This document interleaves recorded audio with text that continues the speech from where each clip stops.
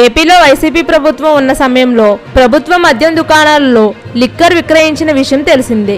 జగన్ ప్రభుత్వం ఉన్నంత వరకు మద్యం దుకాణాలు వైసీపీ ప్రభుత్వం చేతిలోనే ఉన్నాయి. గతంలో దేశంలోని ప్రముఖ బ్రాండ్లు మద్యం ఏపీలో విక్రయించారు. అయితే జగన్ ప్రభుత్వం వచ్చిన తర్వాత చిత్ర విచిత్రమైన పేర్లతో ఏపీలో బ్రాందీ, విస్కీ, బీర్లు, జిన్, రమ్ విక్రయించారు.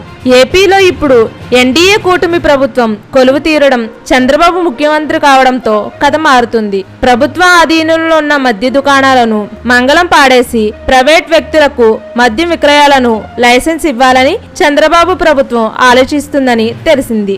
అయితే చంద్రబాబు ప్రభుత్వం ఈ విషయంలో చర్చలు జరుగుతుందని, త్వరలో నిర్ణయాలు తీసుకుంటారని తెలిసింది. ఇప్పుడు ఏపీలో ఎన్డీఏ ప్రభుత్వం అసలు కథ మొదలుపెట్టింది. వైసీపీ ప్రభుత్వంలో మద్యం సరఫరా చేసిన కంపెనీలు ఎన్ని, ఆ కంపెనీల యజమానులు ఎవరు, ఆ కంపెనీలకు మద్యం సరఫరా చేయాలని మీకు ఆదేశాలు ఇచ్చింది ఎవరు, ఆ మద్యం కంపెనీలు ఎక్కడెక్కడ ఉన్నాయి, ఆ మద్యం కంపెనీలు ఎప్పుడు పెట్టారు, ప్రస్తుతం ఆ కంపెనీల కార్యాలయాలు ఎక్కడ ఉన్నాయి అంటూ ఏపీలోని చంద్రబాబు ప్రభుత్వం వివరాలు సేకరిస్తుందని తెలిసింది.